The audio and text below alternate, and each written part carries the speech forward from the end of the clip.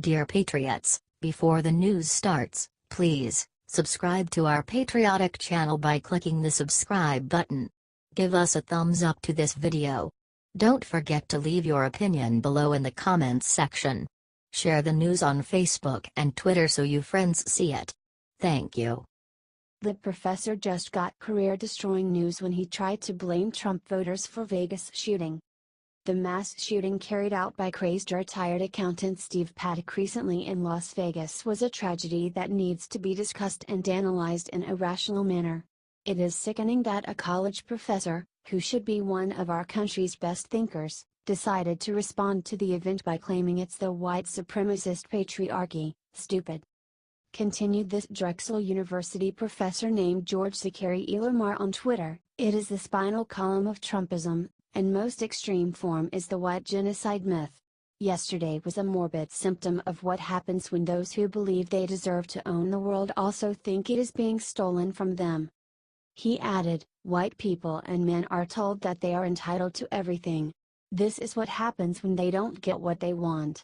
George's tweets did not go over well, with other Twitter users leveling threats against him, such as one that read, "I will beat your skull until there is no tomorrow."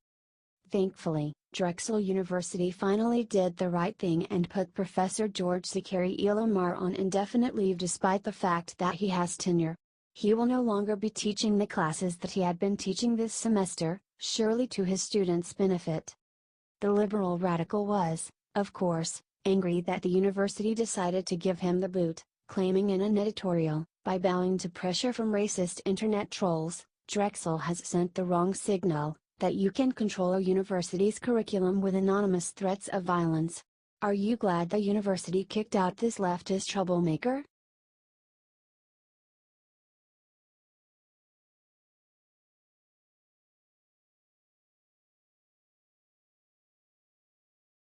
Bill Clinton threw Hillary's new book in the garbage. He was furious at her for what she said. A lot of people did not like Hillary Clinton's heavily hyped new book What Happened, which is little more than hundreds of pages of the 2016 Democratic nominee whining about how she lost the election. It turns out that her own husband Bill was one of the people who hated the book. According to writer Edward Klein, who is about to release his own new book All Out War, The Plot to Destroy Trump, Bill was so upset about Hillary's refusal to rework portions of What Happened that he ended up literally tossing a manuscript of the book into a trash can. Stated Klein about what an insider told him about the event, before Hillary sent the manuscript to her publisher, she gave it to Bill to read, and he made major changes with a red pencil. But she refused to even read his corrections, and he got so furious that he tossed the entire manuscript into the garbage. According to Klein's source, Bill hated the title. Explained Ed, he hated the title because calling it What Happened would only make people say, "You lost." He urged her to postpone the pub date and rewrite the book, but she yelled at him and said, "The book is finished and that's how it's going to be published." Bill also astutely told Hillary at the time that Americans would look down on her after the book came out. Said Klein, he told her the book made her look bewildered, angry and confused, and that those were poor qualities in a person who aspired to be a world leader. Do you think Hillary should have listened to her husband for once?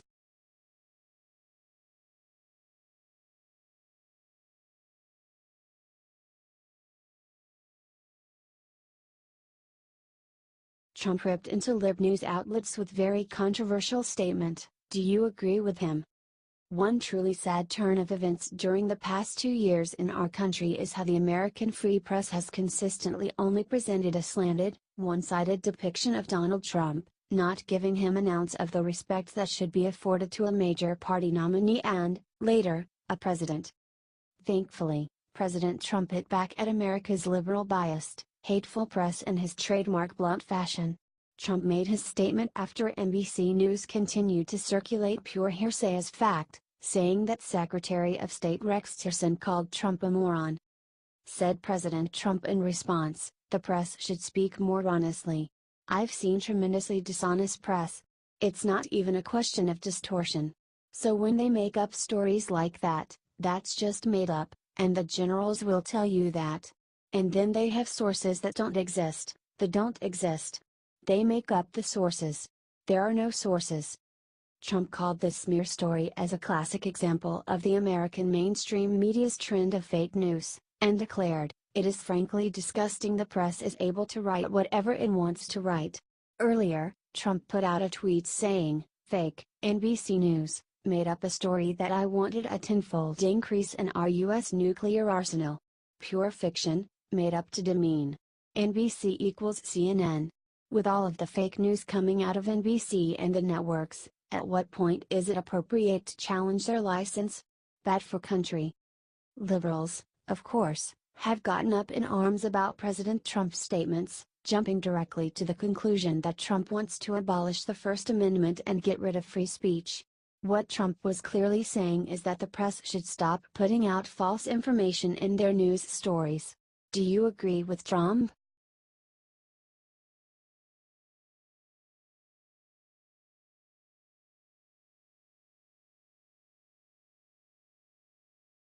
Obama condemns accused rapist Lib Harvey Weinstein, but left out one very disturbing detail. Liberals got worked up because it took a couple days for President Donald Trump, a couple days, after trying to calm the situation down, to publicly condemn white supremacist groups like the Ku Klux Klan who participated in the Unite the Right rally in Charlottesville, Virginia.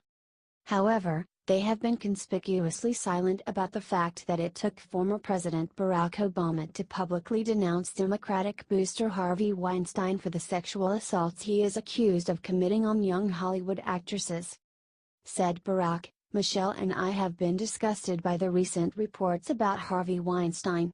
Any man who demeans and degrades women in such fashion needs to be condemned and held accountable, regardless of wealth or status." He added, "We should celebrate the courage of women who have come forward to tell these painful stories. And we all need to build a culture, including by empowering our girls and teaching our boys decency and respect, so we can make such behavior less prevalent in the future." The thing, however, that Obama forgot to mention is that he and Michelle were social with Harvey for years when it was an open secret that he was committing these sexual assaults. In fact, Weinstein was one of Obama's top bundlers during 2012 re-election campaign, raising $680,000 for Obama from liberal donors. Do you think Obama is a hypocrite for claiming to support women but then being friendly with sex predator Harvey Weinstein and taking his money?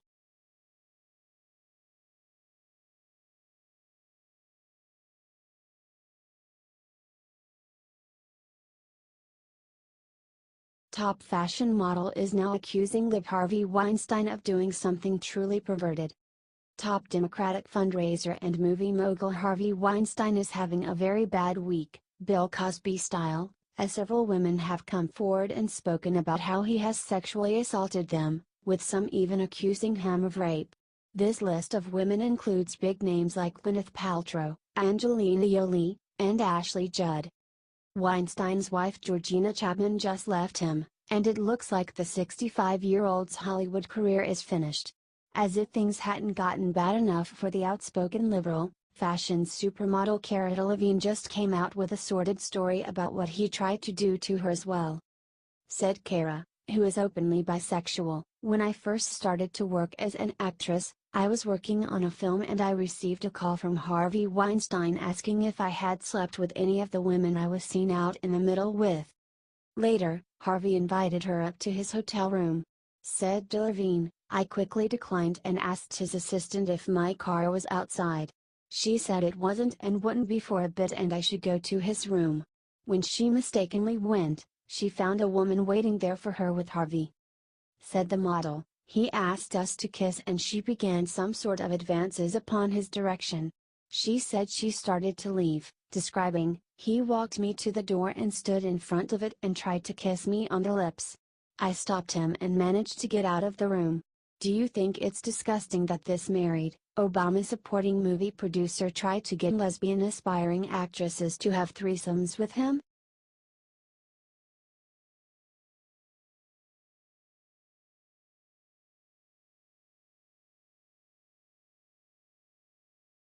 ESPN reporter said players standing for US National Anthem is just like slavery. Democrats have been trying to convince us that the conspiracy theory about President Trump's campaign somehow colluding with Russia to fix the election is real. It's telling, then, that liberal football players are the ones who are refusing to stand for America's national anthem.